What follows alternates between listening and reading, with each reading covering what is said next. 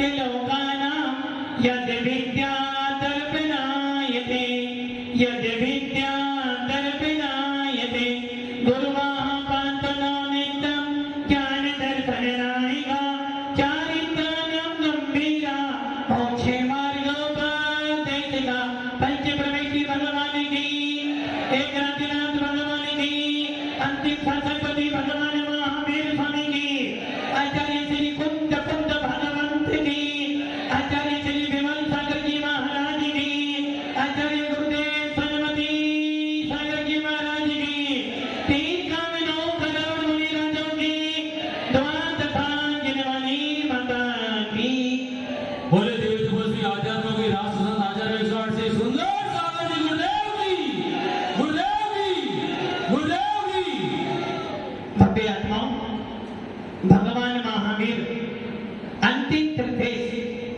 जिन भगवान महावीर ने कुंदनपुर में जन्म लिया और पावापुर से मोक्ष पधारे जिन भगवान महावीर का दिव्य उपदेश विपुलाचल पर्वत पर 30 साल तक जिस भगवान महावीर के जीव ने समूह शरण में विराजमान होकर हम जैसे अज्ञानी जीवों को उपदेश दिया ऐसे विश्व वंदनीय भगवान महावीर इस जैन शासन के अंतिम निर्देश हैं और ऐसे भगवान महावीर पूरे विश्व के अंदर 24 तीर्थंकरों के नाम कोई जाने ना जाने कोई फर्क नहीं पड़ता किंतु इतना जरूर जानते होंगे कि जैन शासन के प्रथम तीर्थंकर आदिनाथ है तो अंतिम तीर्थंकर भगवान महावीर स्वामी हैं। ऐसा कौन जैन व्यक्ति होगा ऐसा कौन जैन का परिवार होगा जो भगवान महावीर के नाम को याद ना करता और पूरे विश्व के अंदर आदिनाथ को पूजने वाले इंडिया में ही होंगे किंतु भगवान महावीर के हिंसा में धर्म को पूजने वाले पूरे विश्व में पाए जाते हैं। ऐसा वीर शासन आपको और हमको मिला है किस लिए मिला है अंदर के कोने में एक दीपक जलता है। भव्य आत्माओं भगवान की पूजा गुरुओं की आराधना और जिन वाणी का स्वाध्याय करने का मतलब एक ही है। वो मतलब क्या है आत्मा में परमात्मा उत्पन्न कर लेना। इस आत्मा के अंदर भी भगवान बैठा है और मंदिर के अंदर भी भगवान बैठा है। मंदिर के भगवान को पूजते पूजते जमाना निकल गया। मंदिर के भगवान की आराधना करते करते बचपन से 55 पर आ गए और मंदिर के भगवान को पूजते पूजते इतनी कसाई बढ़ गई कि हमें भगवान दिखाई नहीं देता। आचार्य कुंद स्वामी कहते हैं कि हे ज्ञानी जीव हे भव्य जीव भगवान को पूज मंदिर के भगवान को देख किंतु मंदिर के भगवान को देखने मात्र से तेरी आत्मा का कल्याण होने वाला नहीं है और मंदिर नहीं जाओगे तो भी कल्याण होने वाला। तो क्या करना मंदिर के भगवान को देखना और मंदिर के भगवान की वितरा छवि को देखकर अपने निज मंदिर में बैठे हुए त्रिकालिक भगवान आत्मा को देखना तेरा कल्याण हो जाएगा। भव्य आत्माओं आचार्य कुंद स्वामी ने समय सार जैसा शास्त्र लिखा और नियम सार प्रवचन सार अष्टपाउ जैसे अध्यात्म शास्त्र लिखे और इन सारे शास्त्रों में मात्र 3 को नमस्कार किया। कौन से 3 को नमस्कार किया। कौन से 3 लोग आने वाले कह रहे देव साथ गुरु वीरेंद्र जी किसको नमस्कार किया। सम्यक ज्ञान सम्यक दर्शन सम्यक दायित्व हाँ ट्रस्टी मोदी किसको तुम्हें तो बाप बड़ा ना भैया सबसे बड़ा हाँ महेंद्र जी किसको नमस्कार किया गया है। आचार्य कुंद स्वामी ने समय सार में नियम सार में प्रवचन सार में अष्टपाउन में किसको नमस्कार किया। आत्मा को नमस्कार कौन करता। ये तो वो लोग करते हैं जो आत्मा को मानते। अपन तो आत्मा को मानते ही नहीं। अपन तो कौन है मुमुक्षु जो आत्मा की बात करे वो कौन है? जो आत्मा आत्मा रटे वो कौन? आंजना वाले भैया कौन? जो देव सा गुरु रटे अनंत शरणम गच्छामि साहू शरणम, वो कौन हो गए? वो सुनावा। और जो आत्मा आत्मा करे वो कौन हो गए? अरे भैया, कुंद कुंद स्वामी कहते हैं देव सा गुरु को पूजो मानो, न कि इनके बिना तो मोक्ष मार्ग है ही नहीं, किंतु साथ में आत्मा को भी रटो। जो आत्मा आत्मा आत्मा करता है उसकी चर्चा यहाँ पर नहीं है। जो आत्मा में लीन होकर चर्चा करता है उसे कहती है सच्चा मुमुक्षु। इसलिए जो आत्मा की चर्चा करते हैं, पंखा चल रहा है, पेट भरा हुआ है, हाथ में क्या है? समय साल अभी कह रहे हैं आत्मा ऐसी होती है, आत्मा ऐसी होती है। कुंद कुंद स्वामी कहते हैं भैया, आत्मा की बात करने में तो अच्छी लगती है, किंतु आत्मा पर चलने में बहुत जोर लगता है। इसलिए हमारा साधन चर्चा करने वाला नहीं, हमारा आगम को, हमारा साधन को चर्या कर फिर चर्चा करेगा तो तेरी अंदर परमात्मा प्रकट हो जाएगा। आज हर स्थानों पर जहाँ थोड़ा स्वाध्याय चलता है, क्या करते हैं? आत्मा को तो जानते हैं किंतु आत्मा में कभी रमण नहीं करते। भगवान महावीर का शासन चर्चा करने का शासन नहीं, भगवान महावीर का शासन तो आत्मा में उतरने का शासन है। समय सार को पढ़कर भी यदि आत्मा की याद नहीं आई, समय सार को पढ़ने के बाद भी यदि कथाएं कम नहीं हुई, और यदि समय सार को पढ़ने के बाद भी सम्यक दर्शन की प्राप्ति नहीं हुई तो पढ़ना बेकार है। ये मुनिराज समय सार नहीं जानते कि आचार्य कुंद कुंद ने कौन कौन सी गाथा लिखी, किंतु इतना जानते हैं कि कुंद कुंद ने कहा है आत्मा में उतर जा, समय सार अपने आप प्राप्त हो जाएगा। समय सार को लिखने वाले कुंद कुंद स्वामी 11 साल में मुनि बने थे। कितने साल में? कितने साल में? बल्कि कितने साल में? कितनी उम्र हो गई आपकी? तो कुंद कुंद स्वामी खराब थे जो सारा 11 साल में महाराज बने, सही है ना? कुंद कुंद स्वामी धनवान जी, कुंद कुंद स्वामी 11 साल में मुनि बने, और 11 साल का लड़का 11 साल का मुनि आत्मा को, किंतु भव्य आत्माओं, आचार्य कुंद कुंद स्वामी नहीं, भगवान महावीर कह रहे हैं आत्मा को समझने के लिए शास्त्र नहीं चाहिए, आत्मा को समझने के लिए उपदेश नहीं चाहिए, आत्मा को समझने के लिए सम्यक दर्शन चाहिए। यदि सम्यक दर्शन होगा तो अंदर के कोने में आत्मा दिखाई देगी।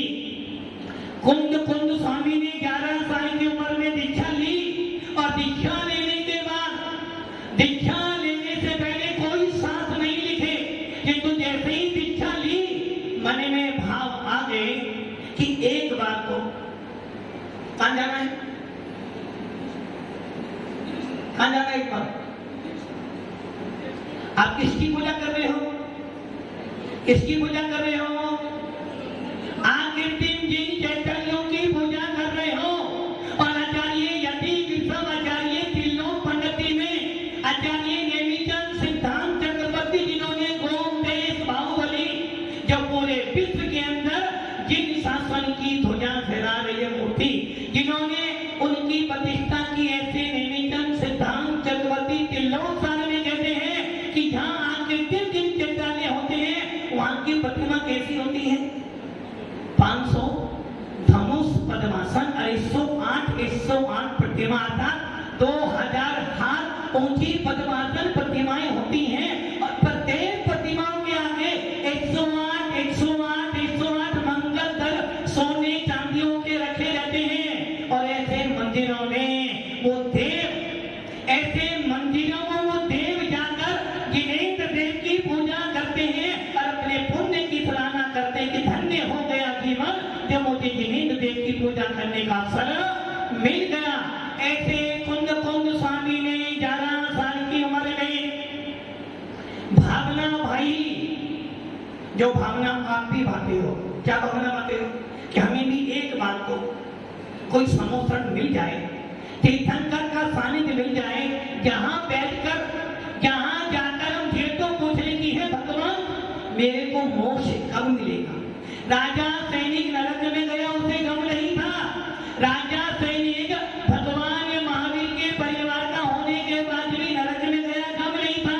जब उसे पता था कि भगवान महावीर ने कह दिया है आने वाली 24 में पहला तीर्थंकर तो ही होगा, वैसे ही एक सम्य दृष्टि जीव सोचता है कि मुझे भी कोई केवली सुख केवली तीर्थंकर मिल जाए जिनके सानिध्य में बैठने में ये तो पूछ लो महेंद्र जी कि मैं मुनि कब बनूंगा,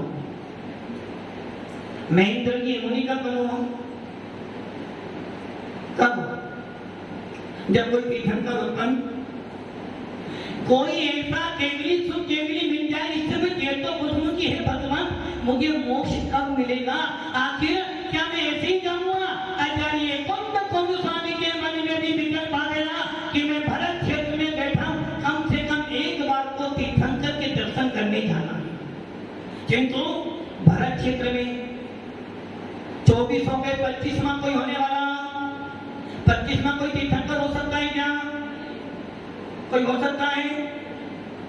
और मान ले तो क्या हो जाएगा, यदि हम ये मान लें कि जैन शासक में 25वां तीर्थंकर है तो क्या हो जाएगा राहुल भैया, क्या हो जाएगा, जीएसटी लग जाएगी, आचार संहिता लग जाएगी तुम्हारे तो।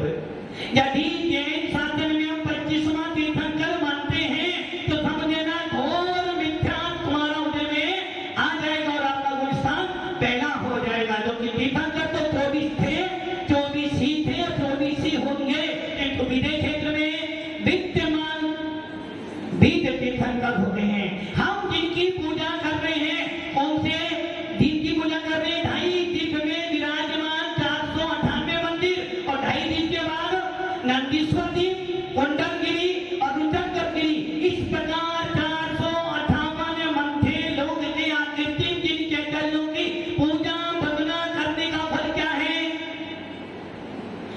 इतने बड़े आरंभ को करने का फल क्या है, अच्छी दुकान चले, दीपावली आ रही है गिरदेगी, अच्छा सोना महंगा हो जाए, दुकान चले तो विधान का फल प्राप्त हो, सही है ना। अश्विनी महाराज एक मकान बना, दूसरा मकान और बन जाए तो अब की बात दीपावली या सीजन बहुत अच्छा है। अरे सुंदर सागर महाराज रहेंगे ना, ऐसा आशीर्वाद मिला, दुकान एक की 2 बन गए, सही है ना वीरेंद्र जी, सही है ना, ताली भैया। अरे ये फल मांगोगे तो समझना जिनेन्द्र देव की पूजा का फल तुमने, हीरों का भाव तुमने मिट्टी में डाल दिया। अरे जिनेन्द्र देव की पूजा का फल हमें धन संपत्ति नहीं चाहिए, धन संपत्ति ख्याति पूजा लाभ तो मैं अपने धन से ले लूंगा। हे जिनेन्द्र देव यदि राजा के पास जाकर भी तुमने 2-4 पत्थर मांगे तो क्या मांगा, अरे राजा के पास जाओ तो राजा की पूरी सीट बदल लो कि राजा तू राजा है, मुझे भी राजा ही बनना है।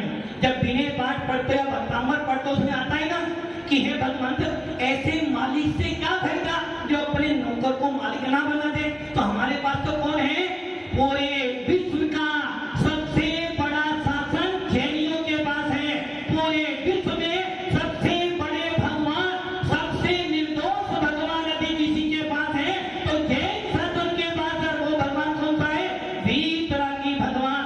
पूरे विश्व के अंदर जिनेन्द्र देव से बड़ा कोई देव नहीं और निर्गम साधु से बड़ा कोई संत नहीं और महामंत्र से बड़ा कोई किसको मिला है, किसको मिला है। देखो अभी भी डाउट हो रहा है, आपको मिला है क्या, नहीं महाराज जैन कुल तो मिला, अच्छा घर मिला, अच्छी गाड़ी मिली, अच्छी गाड़ी मिली, यही है ना 3 गुण। अरे भैया जैन कुल का सबसे बड़ा लाभ है हमारे पास ये कि हमको भीतराम शासन मिला, सच्चा धर्म मिला है और जिसके पास सच्चा धर्म होता है वो ही मोक्ष को प्राप्त करेगा। सम्यक दर्शन, सम्यक ज्ञान और सम्यक ज्ञान, ये 3 रत्न जैन शासन की नींव है और जिसके पास ये 3 रत्न होंगे वो ही मुनि मोक्ष में जाएगा। सौभाग्यशाली हो आके तुम जिन चैतन्यों की पूजा कर रहे हो और इस पूजा का फल क्या चाहिए, बस नाम तुम्हारा करनहारा, कब तेरा दर्शन होगा, तेरी प्रतिमा इतनी सुंदर, मैं कितना सुंदर हूँ। हे भगवान, आपकी पूजा करते करते पूज्य बन जाऊं, आपकी आराधना करते करते आराध्य बन जाऊं और आपको निहारते निहारते स्वयं आत्मा में लीन हो जाऊं, तो समझना मेरी पूजा सार्थक हो गई। तो हम सब इन आकृतिक चैतानियों की वंदना करी, नंदीश्वर दीप 8वां दीप की पूजा करी है, जहां हम लोग नहीं जा सकते किंतु श्रद्धा से जा कर रहे हैं। कहते हैं ना, श्रद्धा से पूजो तो पत्थर में भी भगवान दिखता है, और श्रद्धा नहीं हो तो समोसन में जाने के बाद भी भगवान नहीं दिखाई देते हैं। हमने मात्र श्रद्धा से एक अर्घ चढ़ाया और उन आकृतिक जिन चैतानियों को हमने चढ़ा दिया। कुंद कुंद स्वामी ने एक बार नमस्कार किया तो श्रीमंदर स्वामी का हाथ टूट गया, और हमको इतने सारे आकृतिक जिन चैतानियों की वंदना कर रहे हैं। कोई ना कोई तो हमारी भी रक्षा करने के लिए आएगा, कोई आएगा है, मेरे परिणाम अच्छे बन जाएंगे तो ये रक्षा अपने आप हो जाएगी। भव्य आत्माओं, सौभाग्यशाली हो जिन शासन मिला है, मोक्ष का उपाय मिला है, मोक्ष का मार्ग मिला है, और इस मार्ग को अपनाकर इस देव सद्गुरु का सानिध्य प्राप्त कर कर अपने अंदर सम्यक दर्शन की उत्पत्ति कर लो, ताकि तुम्हारा मोक्ष जाना निश्चित हो जाए। और जिसका मोक्ष जाना निश्चित हो गया है वो ही जिन शासन का अनुयायी हो सकता है। तो हम सब मिलकर ये भावना भाई कि हे आत्मा, मेरे अंदर भी सम्यक दर्शन उत्पन्न हो और मैं भी मोक्ष का अधिकारी बनूं। ओम नमः शिवाय।